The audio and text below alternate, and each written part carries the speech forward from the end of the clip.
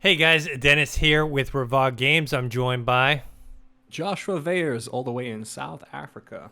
and we're this is our weekly games podcast where we talk about the latest kind of news and goings ons with video games. All right, not like a huge week for video Yeah, games. pretty It's actually pretty gonna. small actually. I mean, I Big guess. news, but not much. Yeah, I guess I can't predict the news cycle, but in terms of game releases, like we've kind of already had the bigger games of this quarter come out, and we're kind of gonna go into a lull period where those big AAA titles won't be coming out.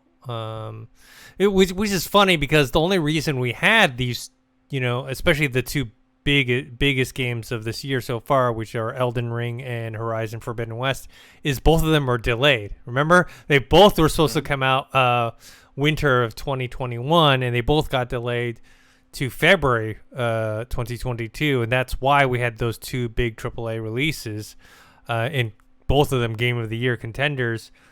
Had they not been delayed, then we would have actually had none of that. I'm kind of glad. I don't like all the games being packed together in one.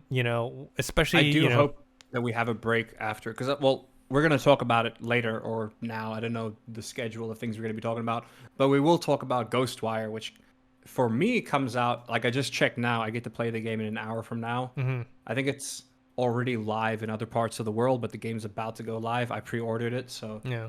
literally in like an hour from now, I'm probably gonna download it and play it. I'm looking Yeah, forward. and I think But I that's do. the I hope there's a break after that because I'm so far behind with games. yeah. This So am I. like I'm so it's not even funny, and I have a lot of time, and it's just even Matt. It's just difficult to keep up, And even I haven't committed to that many games when it's like, god damn. Like if I also Well. had a PS5 and I was playing Horizon, I'd be flooded with like playing games, Mm-hmm. which is not exactly the worst thing in the world, but it's Yeah. difficult. All right, let's start off with the biggest news this week, which is Witcher. Actually, I mean, people are saying Witcher 4, but technically, I don't think they've said it's actually Witcher 4, right? Like they just said a Mm, new Witcher game is coming, but they haven't correct. like said it's 4, but people just assume it's 4. That it's currently in development. It's not a huge surprise, but since it's an official, announcement from CD Projekt Red, it carries a little more weight versus, rumors or like reports. Also, what's interesting is that they're going to use the Unreal Engine 5 instead of their own Mm. proprietary Is it Red. Red 2.0? Yeah, Yeah. which they use for Cyberpunk 2077. But they are not doing that. They are going to Unreal Engine 5, which says a lot. But then there's been a lot of speculation on the game. Look, Witcher 3, I have not. I started Witcher 3, but I never got very It's a far long in game. it. It's a very long game. I think I'm gonna wait till the remaster comes out. I will say that Oh, the the game looks great, by the way, on PC. If you have the game like that, No, see, I have it I on don't think. Xbox. I Yeah, have it on I was gonna say. Xbox, and it doesn't look good.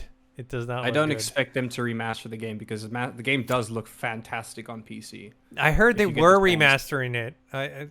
If I could be wrong, but I heard they were remastering it, like not as I like a mean, it would. paid thing, but Yeah. like as a free thing or something like Maybe that. for like a 10-year anniversary, which is coming up kind of soon if you think Yeah. about it, 3 years from now, it would be the 10-year anniversary. It makes sense. Or maybe just before they release the this new Witcher game, which we're not Mhm. too sure what is exactly. Yeah. So there's a lot of speculation. Since I didn't get that far in Witcher 3, all my Witcher knowledge is from the TV show, which I just finished season 2. So that's my familiarity, and I know Sorry. those are I named on the Yeah. what's up. What's up? I know. I just realized they confirmed there. It's confirmed that it's not The Witcher 4, but it is the next Witcher game. Oh, did they? Okay. I just read. Yeah, CD Projekt confirmed that it would return to The Witcher after Cyberpunk 2077 was released, and that it would not be The Witcher 4, i.e., a continuation of Geralt's story. So they are Yeah. going back to the Witcher world, but it's not going to be The Witcher 4. It's not going to be a continuation of. I can see why people are speculating why it might be a story involving Ciri. Yeah. Which Yeah. was already a big part of The Witcher 3. You got to play as Ciri. That was honestly one of the best parts of The Witcher 3 because she was really fun to play as. So I would love a whole game about her, but I would almost. Did you remember the Infamous game series?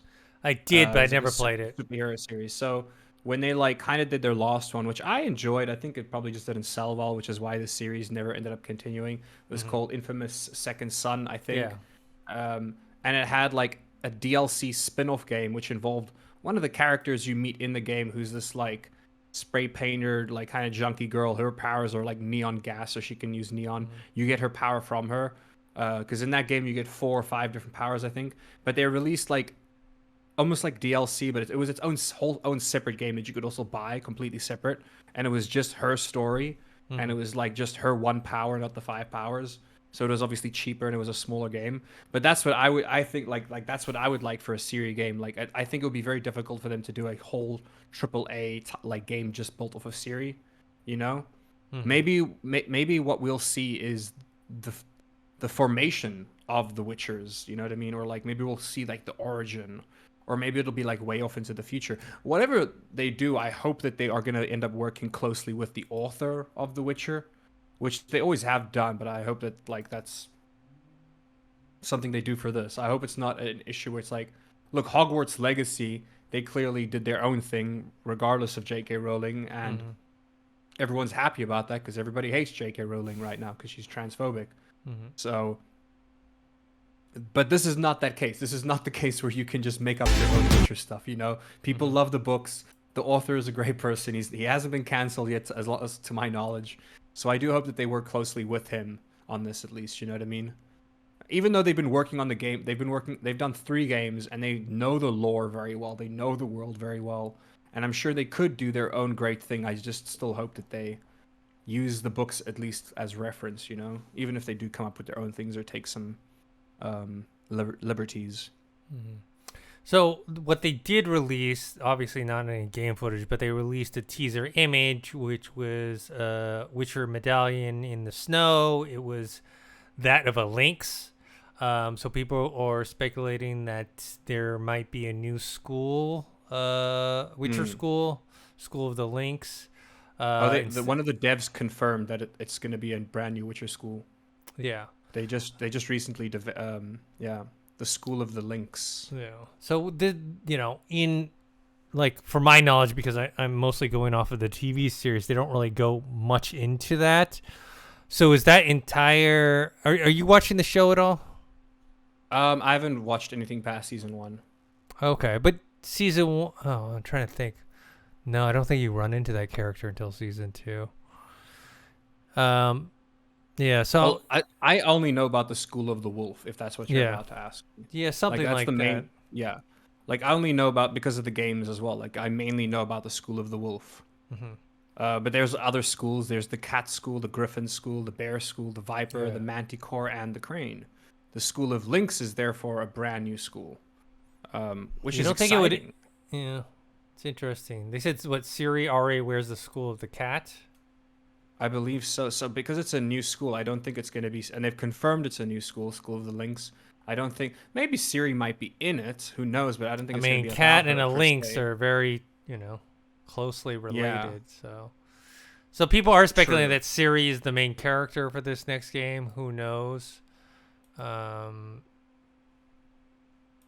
Yeah, that's the thing. There's no official School of Lynx in the books, like so they are yeah. definitely doing their own thing here. Um, Apparently it was mentioned once in fan fiction, but that's a bit of a stretch. You know, I'm sure Mm-hmm. that's just Mm-hmm. I'm sure there's a lot of Witcher fan fiction out there. Hmm. Yeah, I'm looking at all the different medallions that they have. So yeah, I mean that's the end. I didn't finish. Like I said, I didn't get all the way through Witcher 3 yet, so I don't know what happens to Geralt, Geralt. Yeah, In but here's the thing, because it's a like I don't think it's gonna be well, my idea of it being an origin story, that's gone because it's clearly about a new Witcher school. Mhm. And by new that I mean, look, for all we know, it could be like it could have been like an old Witcher school, and maybe it got like they don't refer to it as a Witcher school because something bad happened there or something, Mhm. you know. So, but that's a stretch. It's most likely A new that one. in the era of The Witcher 3 or close to that era. And I think it's going to be about a brand new character. Um, I have a feeling that they're just. I have a feeling that they just want to make a young Geralt, you know. But you know what? I don't think that. I think they're gonna go with I think they would go with a female lead for this. That's just the feeling I have. I think they're gonna go. Like I feel that in the gut. Like especially because people want a Ciri game. We might not get a Ciri game, but maybe we'll get someone who's maybe cooler than Ciri. What if you know what I mean? Ciri starts the School of the Lynx? I don't know, and she's like a Or teacher, what if and she's Ciri is older. like, what if she's like to this new character what Vesemir is to Geralt? You know what I mean? Yeah. In terms of like a teacher or whatever. Or maybe Yeah. she's gonna be to Geralt what she is to her, but to Yeah. somebody else. Could be confusing for people listening to this, but yeah, I don't. I saw like we're not gonna know for a while where they're going or what they're doing, but yeah. Yeah, so it's just cool. So- They officially announced it. Just obviously it's gonna be ways off. We're not gonna see this thing, for my guess is like another 4 years. Yeah, people. Well, Vesemir won't be in the game because he died in The Witcher 3, which spoilers, but Yeah. like, I mean, if you ever get there, I'm sure you'll forget that I told you that by Yeah. the time you get there. Um, Yeah, I am. Look, well, here's the thing.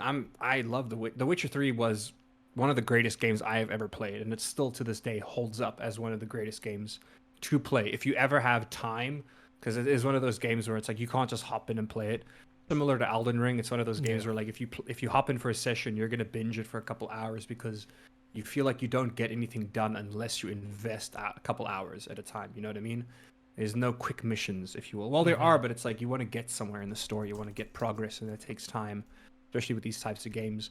And with The Witcher, The Witcher did a good job of like where you want to read the books in the game. Like so many open world RPGs like Skyrim fill the game with these books and you're never going to read them, you know? Maybe some people do, but most people don't. But with the way The Witcher 3 worked is it like was to your benefit to read the books in the lore because you might find a different or better way to defeat an enemy, you know what I mean? Like sure, I guess you could look it up online, but just by like finding a book in the game and reading it and then realizing, "Oh, this is the thing's weakness," or like that's what I liked about that game, you know? Like it doesn't force you to read those books, but it sure as hell gave you incentive to read those books, you know? Yeah, like here's the thing. I don't think they're going to drop the ball in this at all because of how good a job they did with The Witcher 3 and they've learned a lot through their experiences with Cyberpunk. yeah, And that then was moving the forward, yeah. that was I one think of that the this game is going to be good. that was one of the things that came out was like I guess the game director came out and said No crunch time. no They're crunch doing this time. thing slow, yeah.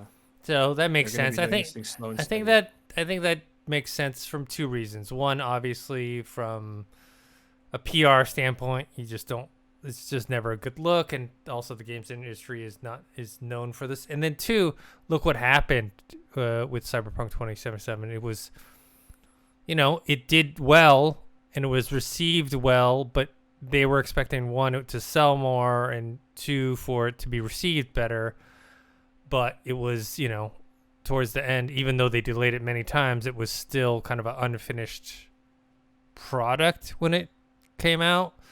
And so maybe they learned the lessons like, hey, it's better to delay and not force people to crunch and get an inferior product. Because ultimately, yes, delays can hurt you, but they don't hurt you as much as a bad game. So, I mean, look, they're going to make, even though Cyberpunk is a great game, people who played that game on PS4 are going to be making jokes about that game until the day they die. You know what I mean? Like the damage was caused there. It's really, really sad. I do think it's a smart choice for them to move to Unreal Engine 5. I think that's a very smart choice because that gives them a lot more leeway with the open world, because The Witcher 3 didn't have a full open world. It had like really big open world sections, well, not like, I would say really, nowadays really big doesn't really make that much of a comparison. The map of The Witcher 3 is huge, but it's not open world, you know what I mean? Sometimes there are smaller sections that load on its own. Sometimes you load into a really big map. Sometimes it's a small map. Sometimes it's a really, really big map. but it's not like a fluid open world map. And I think that's the first. I think that's going to be a given with The Witcher 4, which is what we'll call it for lack of a better term, even though it's not The Witcher 4. It's going to be like essentially like I guess essentially it's a spin-off. Yeah. You know, whatever this game is going to be called. I just lost my train of thought, man. Where was I? Man, I feel like I'm going Witcher 4, or where it's gonna go, possibly. Yeah. Oh, right. Open world. But it's going to be, they're definitely going to make it open world because that was like a limitation because of their engine in The Witcher 3 and 2015. So moving forward, they're obviously going to, especially because they did Cyberpunk, they made an open world game, you know, with verticality rather than like having large sprawling landscapes. They were like, hey, we can have skyscrapers. We can have different multi-levels going up and down. So I think that gave them experience as well, where I do believe they'll make a very good open world game. And I just hope that they keep it as similar as they can to The Witcher 3 in terms of combat, because of how good the combat was and how fluid it was.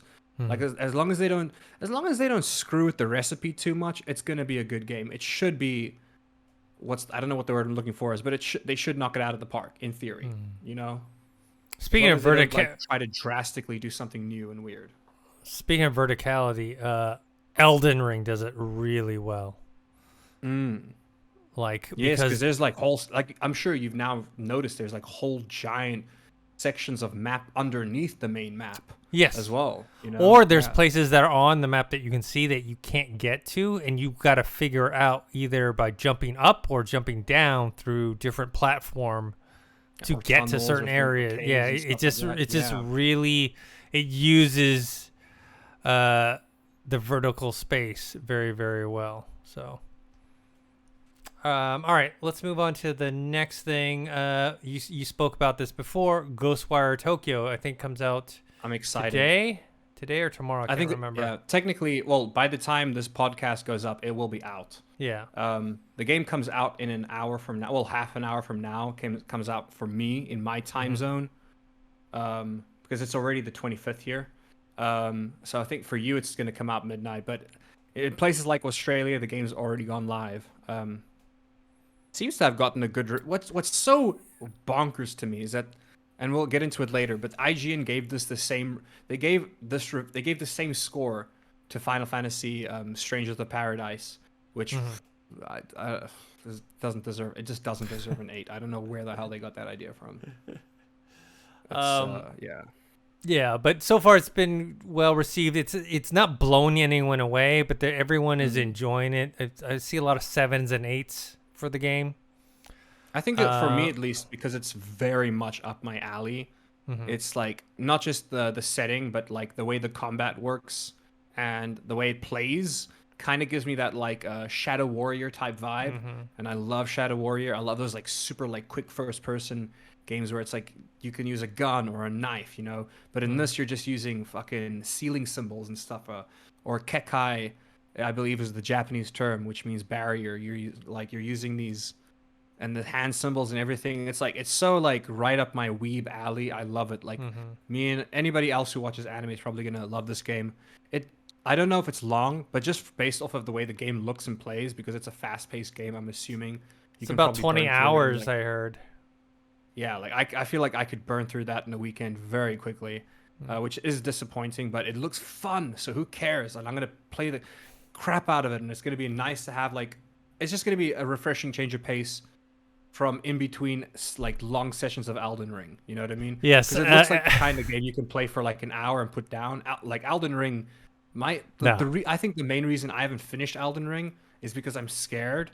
Not to finish it, but I'm scared to play it because I know that when I do play it, like 6 hours are gone. Like 6 hours of that day are gone, you know? 20 hours is like a drop in the bucket for Elden Ring. I am currently on hour like 75, and I feel like I'm only... You put in way more hours than me, I'll tell you that. And it's just because I'm just so scared of how addicted I am to the game. Like, I'm not super worried, but it's one of those things where I know that, like, I haven't beaten Radahn yet. I'm definitely strong enough to beat Radahn, but like I've avoided certain quest lines and stuff because I know, like, I need like a day. I need a day off.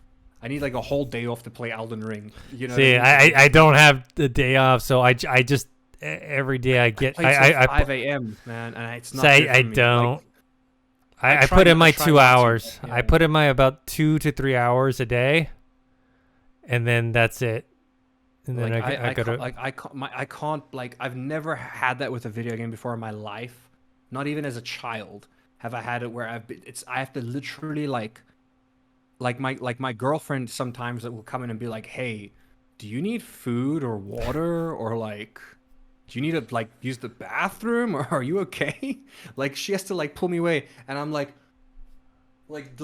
eyes glued to the screen, you know what I mean? Like just one more run. Just I gotta get my ruins back. I gotta get my Yeah. Oh man, it's all right. the game has got me by the balls. We'll talk more about Elden Ring later on in this episode. But anyways, Ghostwire Tokyo getting good reviews. I'm gonna play it. Yeah, I will not play it. I'm gonna play this as soon as we're done. So a week from next podcast, I'm absolutely gonna do a review for anybody that's interested. And I'll probably have finished the game by next week as well. Yeah, I will not play until later. It's I'm interested in playing it, but it's like the whole Guardians of the Galaxy game, right? There's no point in me buying it now when I know I'm not gonna play it. I'm fully on Elden Ring. Guardians was a great game. Yeah, it is a bit long.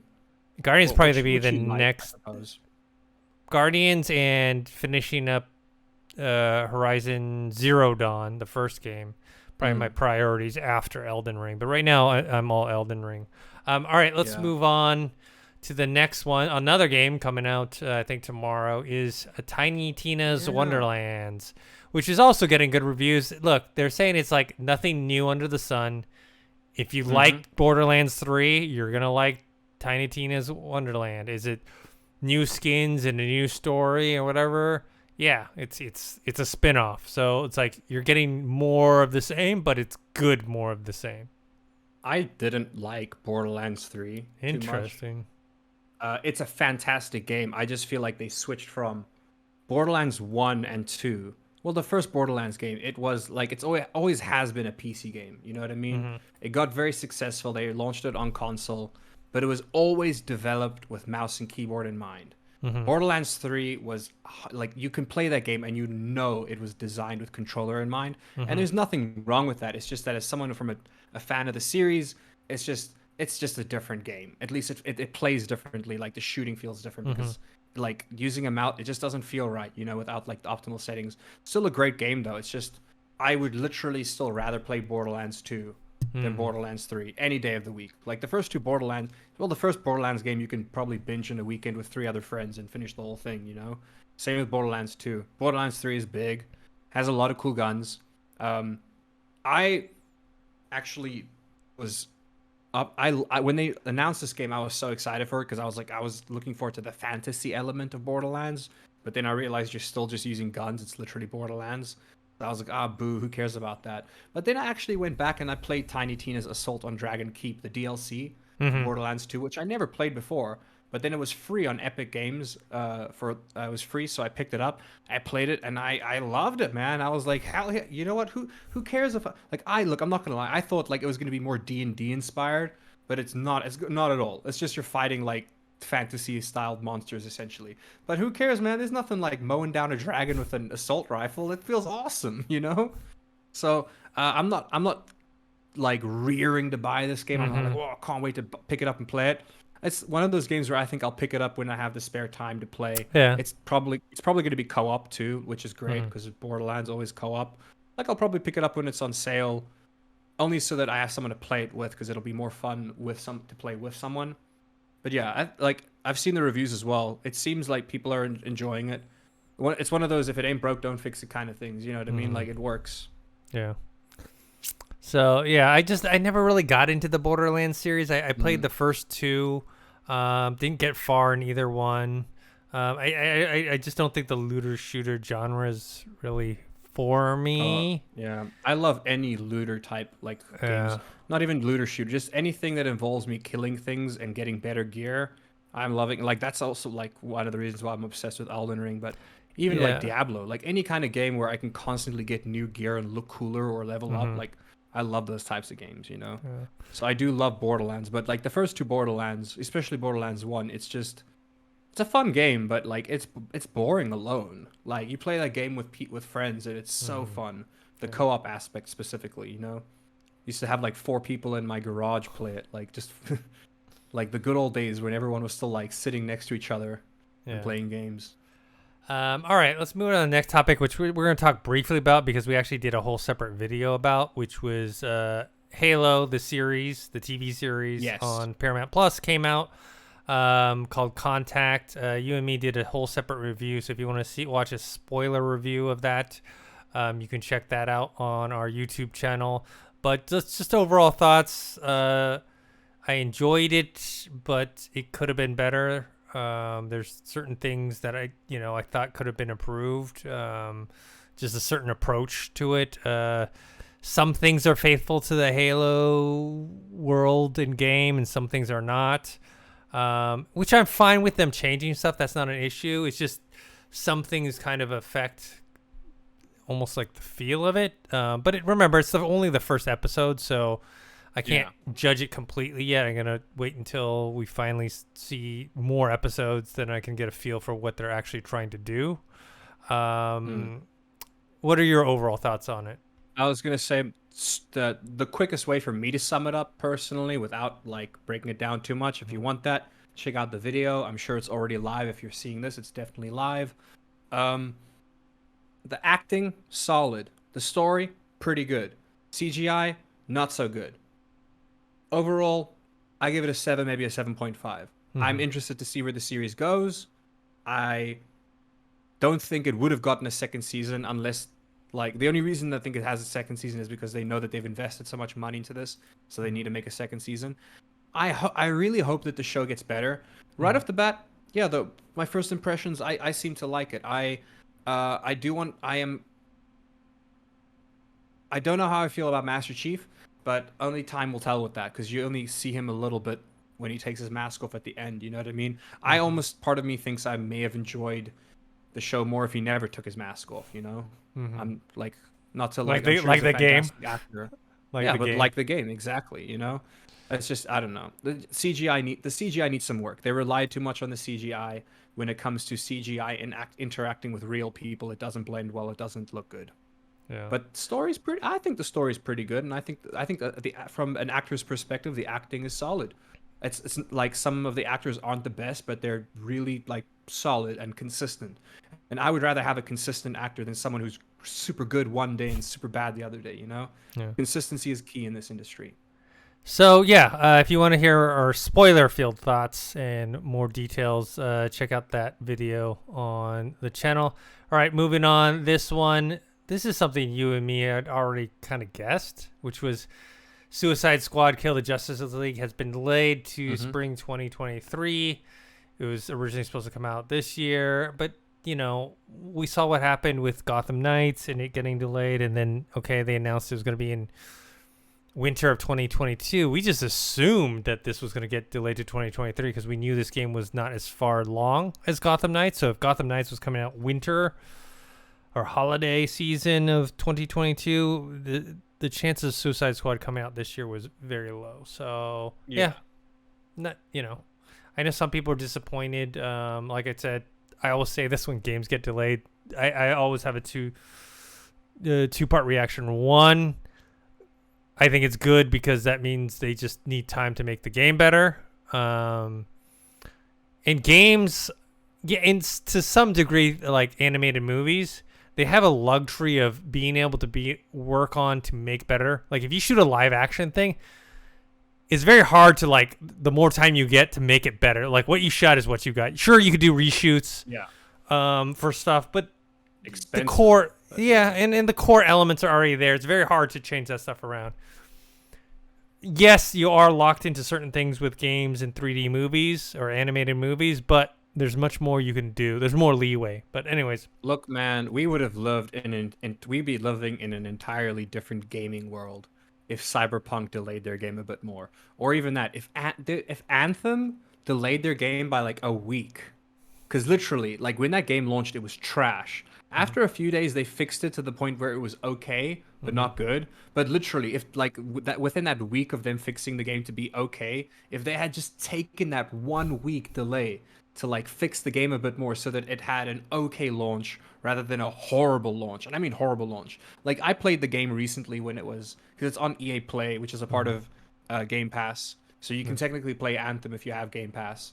And I was like, you know what, this is not bad. But apparently, I have friends who play the game like day one, and they said like, no, you should, like day one was terrible. Like, Oh, terrible. that's like Fallout 76. It was terrible when it first launched. It Leaves a became bad like taste in people's mouths, man. yes, and eventually about a year, or was it a year and a half later, like, oh, okay, this is a decent game About now. a year, yeah. Yeah. When they Well, I mean, put out the it took a Wastelanders. year before, yeah, it took about a year before they did proper DLC.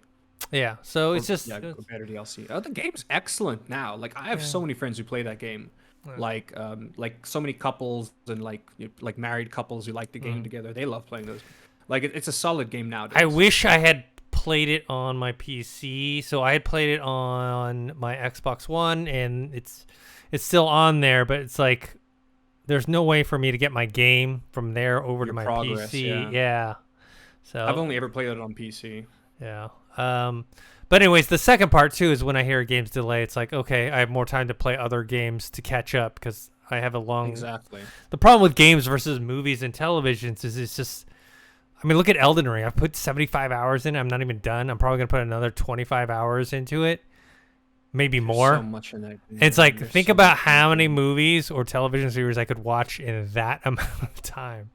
And this is just one game. I love it. Don't get me wrong. But what I'm saying is the time investment. Also, there's like you said it best. Like gives us more time to play games. But also, there's the reason why I don't think like I haven't heard a single person be like, I can't believe they delayed it. Like I haven't heard any outrage. And I think that's because people know that from here until then, they're gonna have so many games to play. You know what I mean?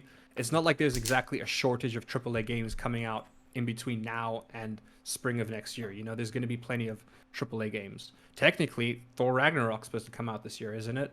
Yeah. Not Thor Ragnarok. God of War Ragnarok. God of War Ragnarok. Wow. Hey, it's 1 a.m. You gotta forgive me. Man, now I'm thinking of Thor Ragnarok. What a badass movie. Yeah. So, you know, it's delayed. I can wait. Maybe some people can't, but.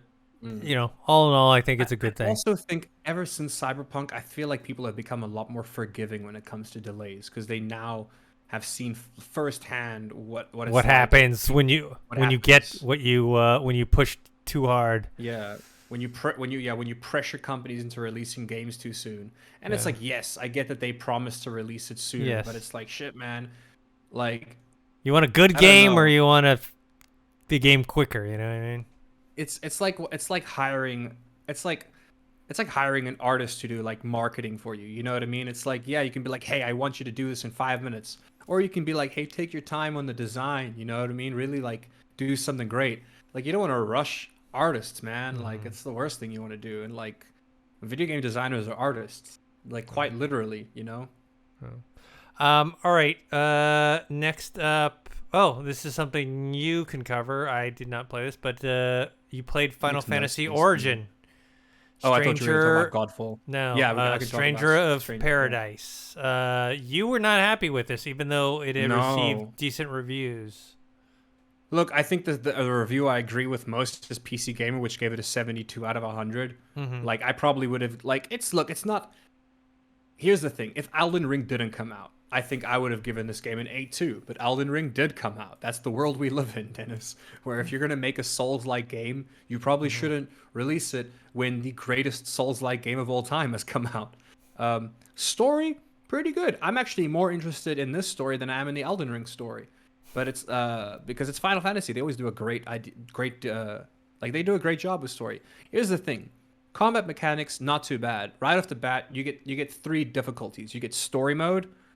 That's like the easiest difficulty. It's just called story mode. If you just want to enjoy the story, the game's a lot easier that way. There's even a casual mode, I think, that you can tweak in the settings to make the game even more casual for you. Then there's action mode, which is the way the game's intended to be played, like an action RPG. And then there's hard. I just played the game on action mode to try it out, and obviously after playing Elden Ring, I found it to be quite easy. It took me a while to get to it because it's just something about the combat feels off, and I think that is my biggest issue with the game itself, because an action RPG is all about the combat mechanics. Elden Ring, if Elden Ring, like, here's the thing, and I think a lot of people will agree with me with this. The thing that makes Elden Ring good is the game mechanics. Yes, the world looks awesome. The creatures look cool. I'm sure the lore is so deep and rich. But the people aren't playing that game 7 hours a day because the lore is rich. You know, they're playing it because the mechanics are so good. They're hooked, and those boss fights are epic. You know what I mean? So when you play this, it just feels like super watered down and kind of clunky. Like it kind of, for me, it plays like a really old Monster Hunter game, like the PS2, PSP era of Monster Hunter games. Monster Hunter, as everyone knows it as a franchise, they now know it because of Monster Hunter World and Monster Hunter Rise, but before that, back when it was like a PS2 game, it was great, but like that game picked up on the PSP when it went mobile. I think to this day there are still way more versions of Monster Hunter on the PSP than there are like in console and on PC, in terms of just like how many Monster Hunter games there were. And that's like kind of why they wanted to go back to being a mobile console type game by doing Monster Hunter Rise. Is it Rise? I think it is Rise. Yeah. Anyways, it is now available on PC, but for the longest time it was Switch only, because that was like, I wouldn't say that's where they got their start, but that's where they got big. You know what I mean? Like doing like mobile console kind of games. And this just plays like that's the only thing I can explain. It doesn't look bad. Here's the thing. It doesn't look bad. It doesn't look good either. Like the graphics actually look to me like Final Fantasy 13 graphics, which is not bad, but it's that's like 2008 graphics, you know what I mean? Or 2000, like I could be off on that. It could even be older, but it's something about the game screams PS3, like that era of gaming, which is like I said, it's not bad. Like the story's good. The story's gonna carry me through it. I like the characters. I think they're cool. The story gets a bit rushed in the beginning, but it's all right. Like I'm invested in the story, but I literally deleted the game, Dennis, because I was like, I don't want to play this. I'm gonna watch it. No, I deleted the game. I was like, I just don't want to play this. I love Final Fantasy. I will take Final Fantasy to the grave. Every single Final Fantasy I played, I love. I'm not a big fan of Final Fantasy 1, 2, and 3 particularly. I understand that those were like the OGs. Well, for some people, Final Fantasy 4, I believe, was the first Final Fantasy game because it was released as Final Fantasy in the US, and Final Fantasy 1 and 2 and 3 just weren't released yet.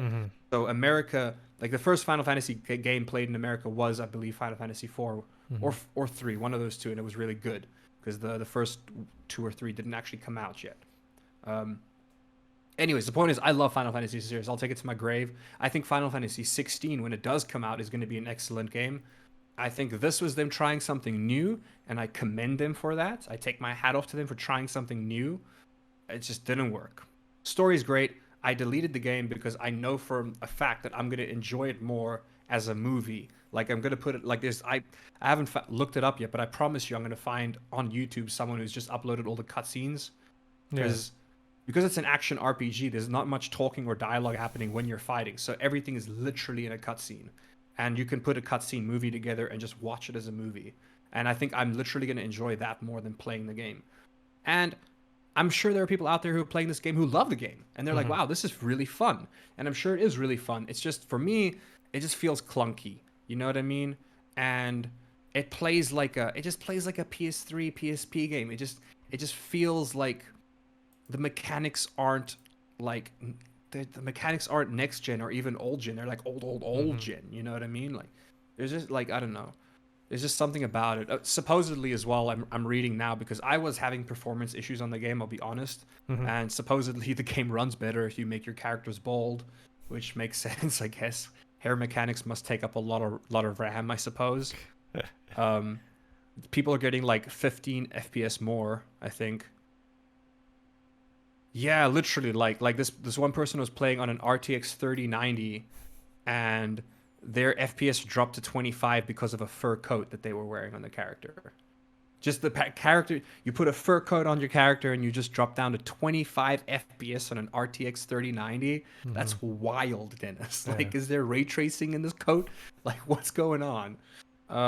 Anyways, I just have a lot of gripes with the game.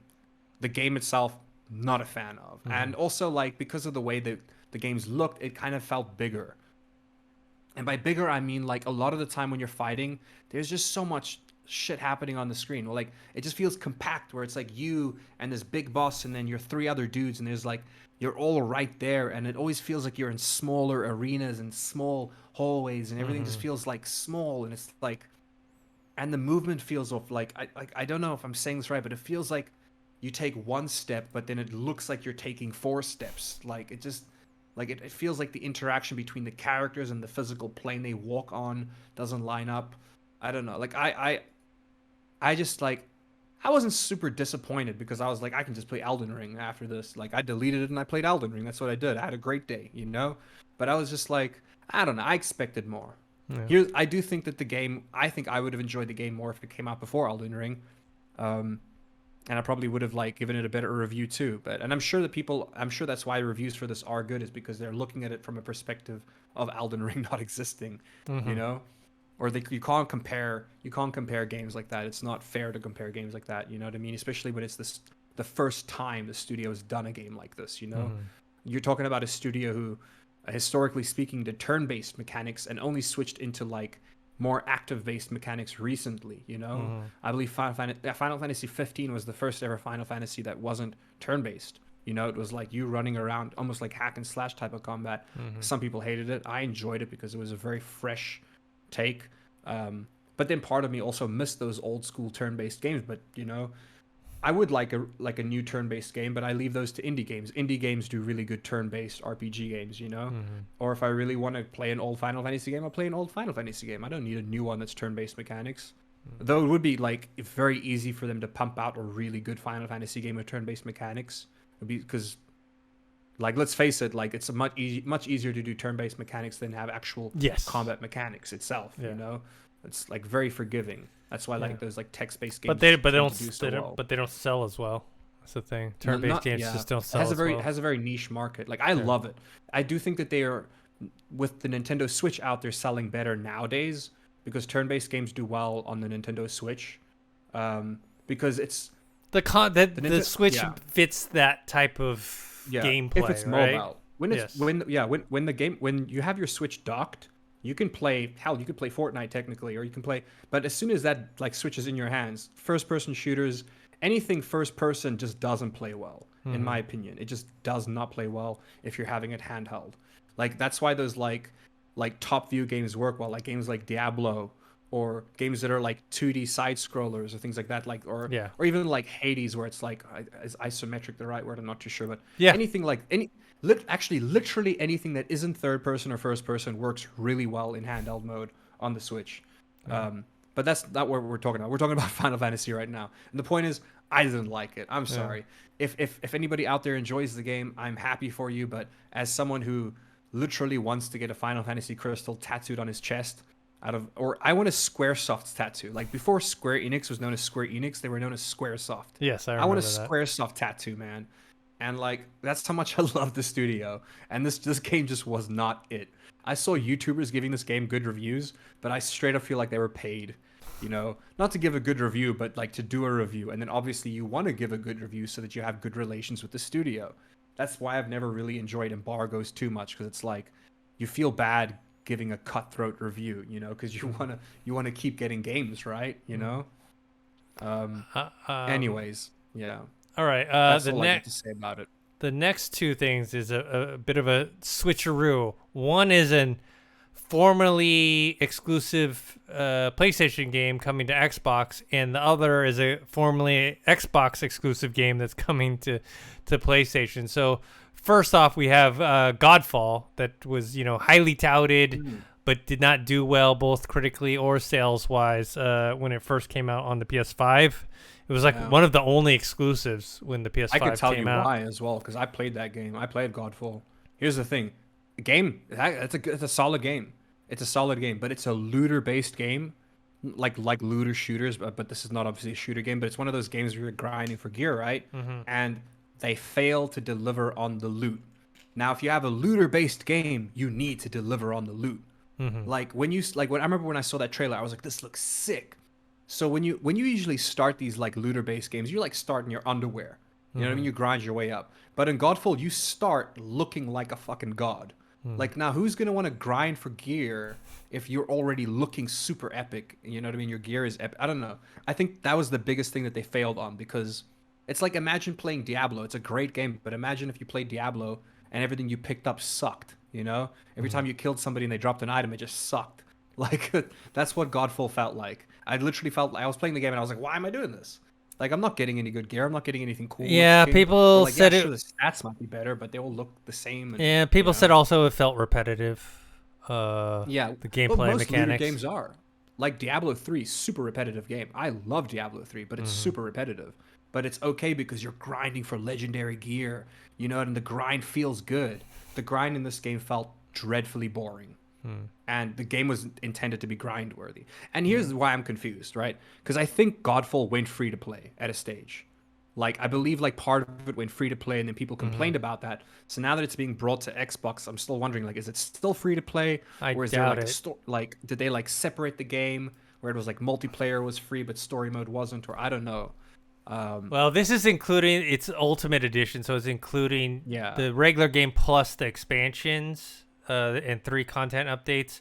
It's also that's coming for probably what it was. It's coming on PC. This is on April 7th, so it's coming on Steam, Xbox Series X and S, and Xbox One on April 7th. So on the flip Yeah. side of that, this was my favorite game of last year, which is The Ascent. It was an Yeah. Xbox exclusive. It was on Game Pass. Great game. I suggested that Microsoft should buy this studio, but they have not listened to me yet. Though they did listen to me when I told them to buy Blizzard Activision, but they didn't want to buy Neon Giant. But anyways, it's available now for PS4 and PS5. If you have PlayStation and you have not played this either on PC or Xbox, I definitely recommend it. Game plays great on controller. I will say that. I played it both mouse and keyboard and controller, and every time I preferred playing it with a controller. Yeah, it's a twin sticks shooter with RPG elements and upgrading and looting. That's the thing, is like, even It has these a games. cool up-down shooting mechanic, which I haven't seen before, where it's like you hold one button to shoot at a higher level, like to shoot over cover or to shoot enemies that are on a higher up level, and you hold another button to like shoot at like a lower level. I had never seen that as a mechanic before, so I thought that was pretty cool. I think the one thing that, I don't know if fail, it may be too strong a word, but disappointing or didn't do it to the best of their capabilities was Cyberpunk didn't do what The Ascent and Elden Ring did well, which is their gear, 1, look cool, and 2, actually matters. Actually, Cyberpunk they made their guns look cool, their outfits not so much. But half the time you just looked like a deranged hippie Yes. psychopath, you know. but it just didn't feel like that big, you know what I mean? Like with The Ascent and with Elden Ring, it matters. When you upgrade your gear, it matters. Whatever weapon you have or whatever armor you have, you feel that difference. That's true. And With the variances, you had yeah. like elemental stuff with the Ascent, you know what I mean? Like, you had to use different weapons for different people or different gear for different things, different scenarios. Which, if you're playing Horizon Zero Dawn, I'm sure you've noticed as well, as you get further into that game, your gear makes a big difference. It's not just looking cool. It's like, hey, if you're out in like the winter, you need to have like warmer clothes, you know what I mean? Or things that are resistant. If you're fighting something that shoots fire, you need fire resistant clothes. You know, so you're constantly switching out your gear depending on the scenario. And the Ascent also did that, which is really cool. Yeah, and you it have to looked change your cool. gear depending on who you're fighting, and it looked cool. Like, even if it was mix and matched, somehow it always, like, stuff always worked together. You know, Yeah. because it had So- the same aesthetic. Yeah, definitely recommend anyone who hasn't played it yet to check that out.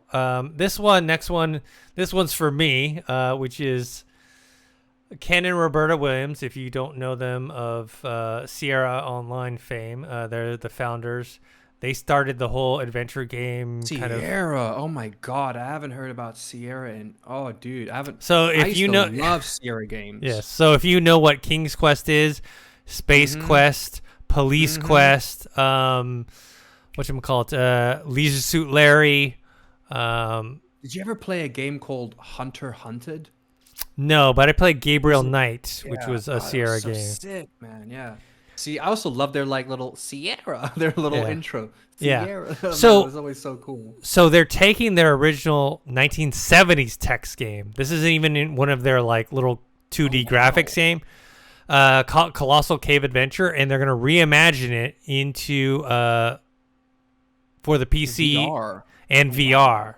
So it's gonna have That's gonna be sick. puzzles and immersive 3D world. So I'm excited for this.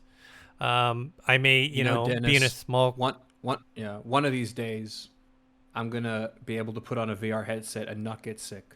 And when that day happens, we can play Zenith. Cause Yeah. man, I tried playing Zenith again the other day and I still almost throw up. Well, I think like I have to play a mage so I keep my distance. But those like sword attack abilities where it like thrust your character forward, I literally like sometimes I fall over in real life. You just have to train And yourself. yeah. That's the thing. It's the more you play, the better you Yeah. get in terms of resistance or tolerance to I it. put like the motion sensitivity option on and it did help a lot. I'll be honest. Yeah. All right. So that's something I'm looking forward to. I think that may be all I have, except for talking more about Elden Ring. Do you have Yeah, I was anything gonna say on your there list? was an Elden Ring. There was another Elden Ring patch. The biggest patch was the one that we covered last week. There's been 2 more patches since then that have mainly just like fixed very small bugs, etc., etc. There was also a Cyberpunk 2077 patch, which fixed a lot of bug fixes apparently. It's just unfortunate unless they bring some like super cool fresh DLC to Cyberpunk. I don't think people are going to be talking about it because everyone's talking about Elden Ring. You know, I'm playing Yeah. Elden Ring. I do hope because we were promised DLC for Cyberpunk, and there was some DLC with the 1.5 patch, but like Very little. very little. I want some real DLC, and they said they promised us like cool free DLC, and I hope they stick to that. Anyway, so yeah, there was another patch, fixed a bunch of bugs, etc. Snoop Dogg is going to be in Call of Duty Warzone, Call of Duty Vanguard, and Call of Duty Mobile as a playable operator.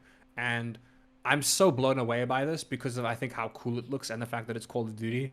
I don't know why I'm so like flabbergasted because Fortnite's been doing this for years. Like it's not a new thing, but it is new to see a different studio and a different game do it. You know what I mean? Like this is something I would have expected from Fortnite easy. Like yeah, there's a Snoop Dogg concert coming up in Fortnite, like the Travis Scott concert, you know? But instead, I'm guessing Snoop Dogg, I know he likes Call of Duty. Snoop Dogg is a big Call of Duty fan. He used to play a lot of it. Yeah, like, isn't back in that the like day. him? You know how they have that rage quit meme with him, where they always like show him playing a Yeah, game yeah. he's not playing. I think what he really was playing was Call of Duty. I'm assuming. He loves Call of Duty. Oh, he Yeah, also, I believe, owns a large stake in FaZe Clan. which Well, is a now he's gaming part of organization. it. Now he's one of the part of board it, of yeah. directors or director. And then so is Sarah McMahon, which is weird. You know who that is? who? You know Vince McMahon. Like I think Oh, it's Vince Vince McMahon. McMahon's daughter, Oh, Sarah McMahon. I don't know, but I believe. I mean, look, there's only one McMahon. There's only one famous McMahon. You know what I mean? I gotta look into that. I could be wrong, but I'm pretty sure it's Vince McMahon's daughter or something. But like, just not like I wouldn't tie wrestling, and then again, I wouldn't tie Snoop Dogg and FaZe Clan either, and he's straight up a part of it. FaZe Clan. Oh, by the way, if you have not Founders. seen Halo yet on Paramount Plus, if you have Xbox Game Pass Ultimate, there's a free 30-day trial, so you'll be able to watch 4 episodes worth of Halo. If you go look into your perks on Game Pass Ultimate, check it out. Yeah, FaZe Snoops. There was someone else that joined as well. Anyways, I'm pretty sure it was. Anyways, I said it just now. Anyways, so the point is, he's gonna be he's in season 3 of Call of Duty Mobile. Through a lucky draw on April 1st, 2022. I believe he is then getting added into Vanguard and Warzone on April 19th, literally the day before 420, which is hilarious. And it looks cool. Like I don't like Call of Duty because like the Call of Duty games have been sucking pretty hard lately, but he looks pretty damn cool. Like he looks cooler in the mobile game, I'll be honest, because they gave him way more drip. Like he's got the drip in this mobile game. This cover that I'm seeing, like the guns look great, the drip looks great. in the Warzone Vanguard version, it looks more like old school Snoop Dogg to me a bit. You know what I mean? Or like he looks like when Snoop Dogg used to dress more like a pimp. You know, which he doesn't do much nowadays. But yeah, that for me kind of came out of nowhere. I think that's kind of cool. And then yeah, I suppose the only thing else to talk about is Elden Ring. Yeah. Which, I haven't played in a while because I did try to play the Final Fantasy game, and then also just because it's like I said, I'm so scared to play that game because I know that I'll just play for hours and hours without like leaving. Which I'm probably gonna do after this. I'm probably gonna play because I'm wide awake. It's 1 a.m. here, but I'm wide awake, and I'm probably. Well, you're. Well, now aren't you I playing think it's time to Ghostwire? beat Radahn. Aren't you playing Well, Ghostwire Tokyo? I have to download. Oh, you're Well, gonna actually, download it. It's probably available right. Yeah, it's available right now, so I can start downloading it. I don't know how big the game is gonna be, but I'll probably play Elden Ring while that downloads in the Beat background. Radahn. His Yeah. I use his Oh, armor. yeah. I think and- he's super easy to beat if you're using your summons and then you summon everybody else there as well. He's not that. The second look, when he does his whole meteor thing, that's scary. His second stage is kind of scary, but if you're keeping your well, I'm a mage, so Yeah, keeping my I'm distance close and in shooting combat. styles is easy. Yeah. I have been playing a separate character that's close combat because a lot of the cool, like really cool gear in this is based off of like close combat stuff and Yeah. great swords. You know what I mean? Like there's some cool staffs, but there's some really cool great swords in this. Yeah, there's And one there's some called the yeah. grafted sword that looks like the Iron Throne.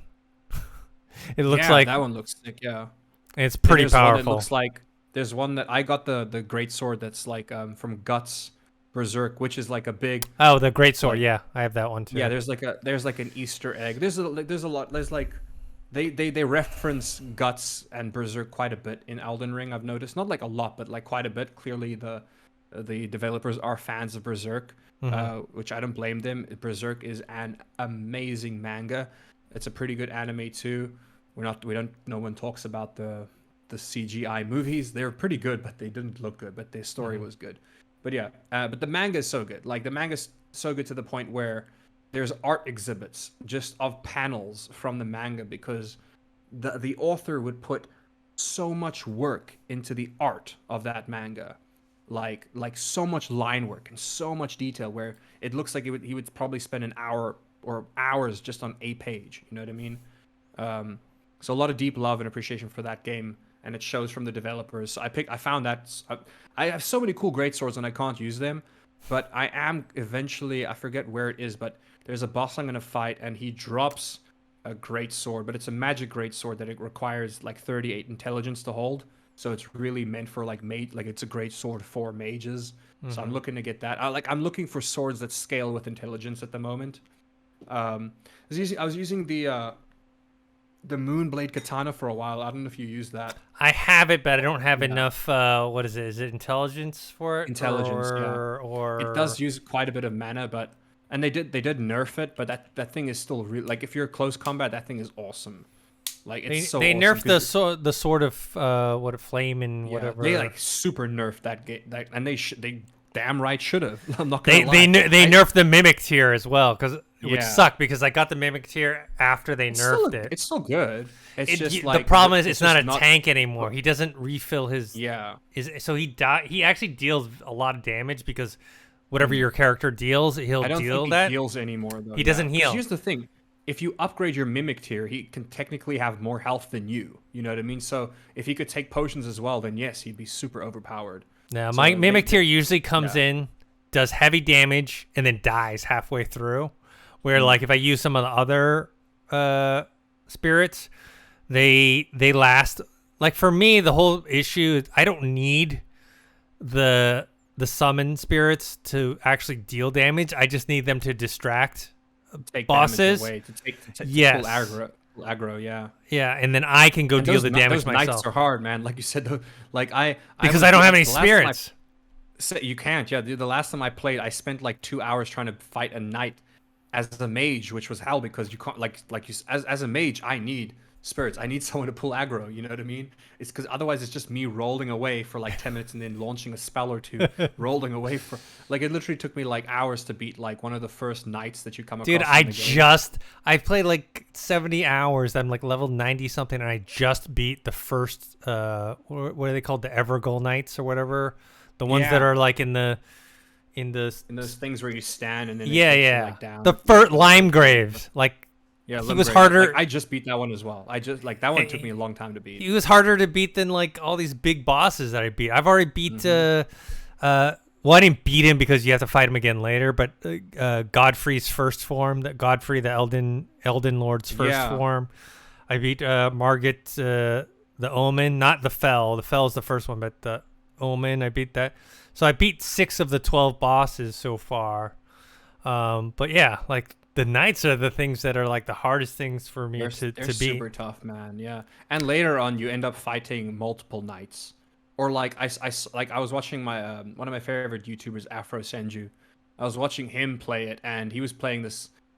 There's a lot of boss fights where it's like you're fighting one person, and then like halfway through fighting them, another boss just shows up.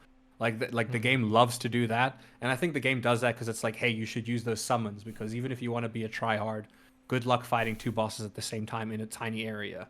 So it kind of like forces you to play. Forces you to try out the co-op and forces you to do the summons. I know some people are like, I'm gonna try and beat him myself, and then if I can't, then I'll bring in the spirits. I'm like, nah, man, give me the spirits right away. If I can beat the boss with the spirits, I have to, man. Yeah. Like the YouTuber I mentioned, he doesn't use summons because for him, he just feels like every time he gets any kind of help, or if he uses something that makes the game too easy, he hates it. He's like, dude, this is my first Souls game. I'm not going solo. Summons are damn cool, man. Like, why would you give us cool summons?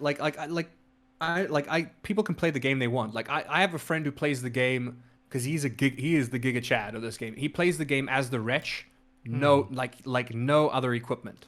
Like, he just runs around with that club and he runs naked, and he'll spend hours fighting one boss because he's just so good at like rolling and parrying. You know what I mean?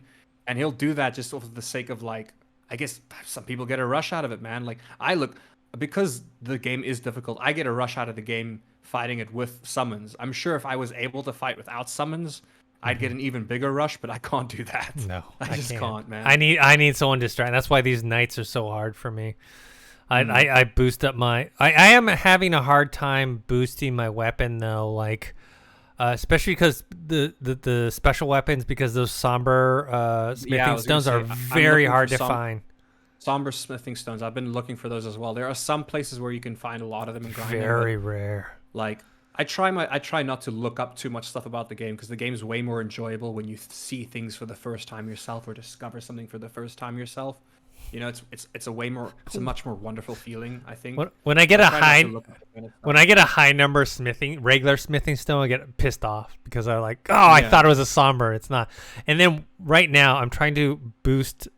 The 2 weapons I use the most are the blood sword, the curved blood fang sword. I use that for like, I'd say do you use it for bleed? I was gonna say bleed is such a good build in that game, man. I have a +6 on it. I don't have a +7 stone, which is weird because I actually have a +8 stone, but I can't jump to +8. I have to find the +7 first, which is annoying. The one thing is weird, and I'm sure that it's detailed somewhere in the stats, but so that sword I have the highest like damage on that, but for some reason when I fight certain enemies, I need to use the grafted blades greatsword, which is basically the Game of Thrones Iron Throne sword, because it staggers opponents. Even though my damage is a little bit less, the stagger is worth it. The stagger, like I remember fighting these 2 crystal whatever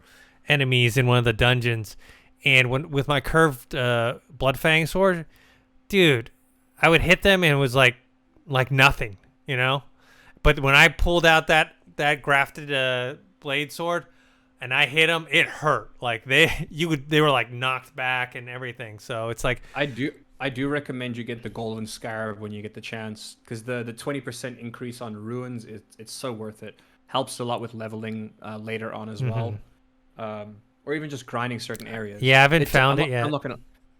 Well, I had to look up where to get it, but then even then, it was difficult, man. Like that, like it was difficult. Like the boss fight was pretty difficult. I struggled to get that. Well, it's not even that, but it's like the dungeon itself. Like it's because it builds up Scarlet Rot, and the Scarlet Rot is hell in that game. Like it's literal hell for fucking dealing with Scarlet Rot. So getting through the dungeon is so fucking difficult. And then when you do, there isn't like a site of Maraca or whatever. So it's like if you die, you gotta go through that dungeon again. You gotta try to go through all that Scarlet Rot all over again. You know.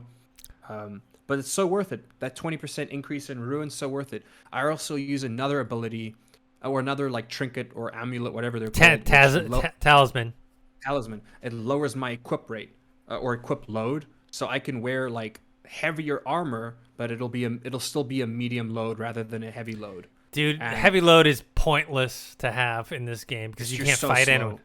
You can't roll. Yeah, like, and you can roll, but it's so slow, and it's such a small roll. Yeah. Yeah. No, heavy load. You have to learn how to parry if you're gonna do heavy load. Like, can't do and yeah, I can't get the timing right, man. But like, if you can, like, currently the best build in that game, and I really hope that they fixed it because I think it's so dumb. It's something they overlooked, which is that certain Ashes of War skills scale with the strength of your shield.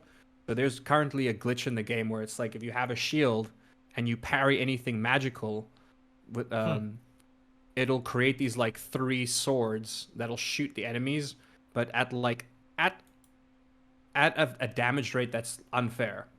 Like, and the thing is, in PvP, those swords don't even show up. So in PvP, if someone raids you and that's their build, they'll just walk up to you and you'll die. They'll just walk up to you. They won't even do anything, and you'll just die. You know. I hope that they've patched that soon. I mean, sure, it'd be fun to play around with, I'm sure, but it's like, because you can like crush this one crystal, which puts this thing in the air, and you can parry that thing because it's standing still. So you can like essentially create your own. Well, I mean, if the thing's standing still, you just have to parry into it. You know what I mean? It's like a glowing orb. You parry into it, and then it'll automatically like send 3 attacks to the nearest enemy, and it like wrecks them. So I hope they fix that. It just it looks cool, but the game shouldn't be easy. That's also why I'm glad they fixed the flame. Here's the thing: I'm sad I didn't get to use the Sword of Flame and whatever flame and I forget the name of it. But the point is, I'm sad I didn't get to use it before they nerfed it because it looked super fun, but it also would have like taken a lot of the game away from me because you could literally swing that sword and just knock over like 10 enemies and just roast them. You know what I mean? It was it was just too easy, you know. And the Moonblade Katana as well got nerfed, which I'm currently using it now because it's the only sword I have that scales with intelligence. So funny, I don't use Ashes of War because the weapons that I use already have their own built-in Ashes of War. Yeah, they usually have, like, I was gonna say, like, the big weapons usually have their own, like, they have the best Ashes of War themselves. Yeah. And like some of them are really like the Moonlight Katana, like that. The built-in Ashes of War is epic. Well, also you can't change it, like it's fixed. No, you know, it's fixed. Some weapons have like fixed Ashes of War that you can't swap out or choose. You know what I mean? And those are like the cooler ones that have really cool abilities. Yeah, the grafted the Iron Throne Sword. It for 30 seconds you get a +5 on like a bunch of your abilities, like strength, dexterity, and whatever. It's called like Oath's Keeper or whatever. For 30 seconds you get a buff for. Like big buffs for 30 seconds. Have you been using your Flask of Wondrous Physic? Not really, to be honest. I have new tiers for it. Like I have one's a regeneration HP. I always forget to use it. Regen. And then I use that one mostly. And then I did something else. Like there's a different. There's a strength boost one. It just says it boosts your strength, but it's important to know that it gives your strength 10 extra points 10 extra skill points in your strength, which is huge. It's a very short time limit, but still having 10 extra points in strength is huge, especially if you are doing like close quarter combat.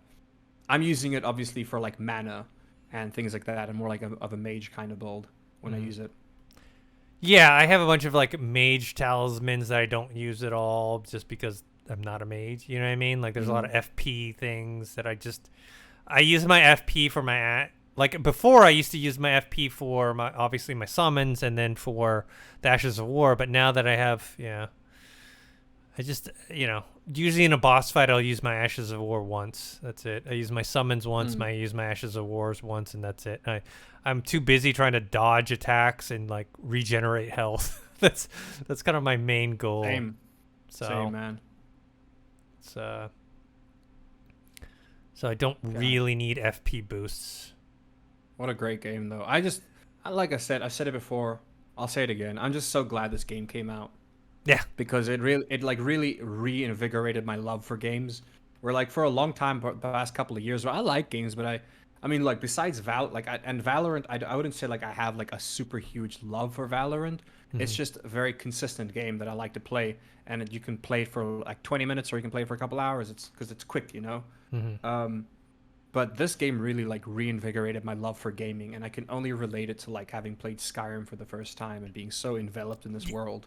Yeah, I mean, it reminds me of it reminds me of the first time I played Fallout 3. Like I was just obsessed with like I need to find every location, get every item, get every armor, you know what I mean? I want to go here, there. I want to go talk to whoever I can, and yeah, there's a lot of cool stuff in this game. It's just there's so much in it that makes you want to keep going forward, Yeah. So I will say as well though, that, like after a long session, it feels good to stop as well. Like there are certain moments where it's like, and it doesn't happen often, but there are certain moments where I'm playing where it's like I did a lot, I accomplished a lot, and I'm like super happy to walk away. Where it's like I did a shit ton today. I did this. I did kill this boss. I got this gear. I'm happy enough to walk away. It's rare, but yeah. I usually stop when it's like I get to a part where I know I'm not either good enough or powerful enough to beat a certain part. Yeah. So I like stop and be like, okay, because I know I need to grind some. I need to level up. So I'm like, I'll just quit for today, or at least take a break, and then I'll come back later, because grinding is not the funnest, right? Especially, at this level now. Dude, I need 52,000 ruins to level up. Do you know how hard that is? I think I'm like level 62 or 65 or something, and leveling up costs so much. You got to get that golden scarab, buddy. You got to get that 20% increase on the. I may have the gold, whatever the gold, the golden foot thing. But you can use both. Like if you have the scarab and that's a 40% increase. Yeah, I gotta go fight. It's I'm looking at it's. Oh man, you know what can craft it is? It yourself as well. You can craft those golden feet. No, I know. I'm talking about the gold scarab. I'm looking at right now. It's, you have to beat 2 knights. You have to beat. I have a hard enough beating 1 knight on my own. It was hell, dude. Like I had to do it like this. I tried so many different summons until I found one that ended up working for me, and the summons that actually ended up working for me were my weakest summons. They're these 2 necromancers, and the reason they worked is because when they die, as long as they don't keep getting hit while they're trying to resurrect, they can resurrect themselves. So like when they would die, knights would come to me, and I would just roll around until my people got brought themselves back to life, because they just needed to be punching bags. And eventually I was able to get through it, but it took so long, dude. It was getting the Moonblade Katana was pretty difficult. That like salamander thing was difficult to fight, but those 2 knights were hell, dude. Anytime you're fighting 2 big guys at the same time, it's hell. It's difficult. But you could call summons in that one at least. Yeah, you can call summons in that one. Yeah. Okay, because when I fight those knights on their own, like even like when I'm running around the royal capital, like there's like knights that like aren't even bosses that like kill me. Like I have a harder time fighting because they just, I don't know. There's just something about them. You know what's funny is that dragons are easier to fight than knights. Yeah. Like I remember I was avoiding dragons like the plague, man. I was avoiding dragons like they're dragons. Yeah. I was like, oh, I'm not gonna fight a dragon. That's way too much. Like this little dude just fucked me up. Like you think I'm gonna fight a dragon, and then you fight a dragon, and you're like, oh wow, they're way easier than the knights. The knights are just super. Knights are the hardest thing for me. I have so many dragon hearts, and I don't know what to spend them on. Like I know I spend them on like these abilities that the dragons can use, and I just like I don't know. I need to look into that build or using bestial powers and stuff. That looks interesting. Yeah, I think I have like 3 or 4 dragon hearts. I haven't I'm done like it. 6, and I don't know what to do with them. I have nothing to. I haven't done anything with them. I mean, the problem is I have that. What is it? Godric's like the dragon fist or whatever that blows flame. Just arm thing, yeah. But I don't have enough faith on my build. Look, so. it's a cool weapon to use its Ash of War with the flames, but in terms of an actual weapon, it's just a gauntlet. You're just punching people. It's not the best. Yeah. I haven't found a use for it yet, if that makes sense.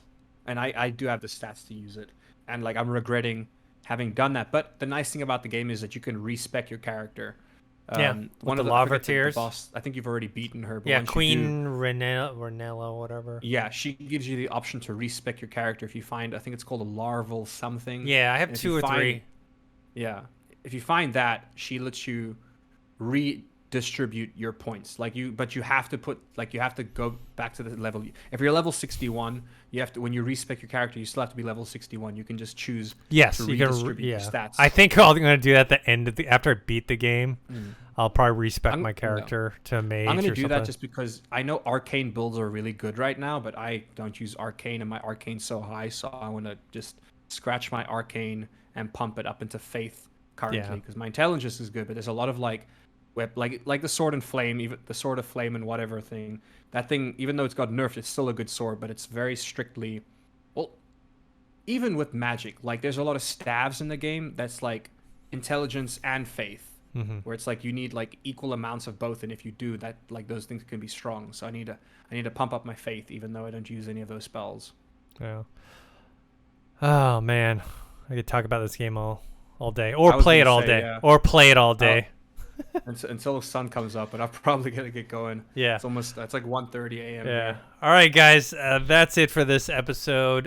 Make sure to subscribe to our YouTube channel, youtube.com/Revog. Subscribe to our podcast feed. That's on Anchor.fm or Spotify. You can follow me on Twitter @ThinkHero or Instagram Dennis.tzng. Follow us on Discord.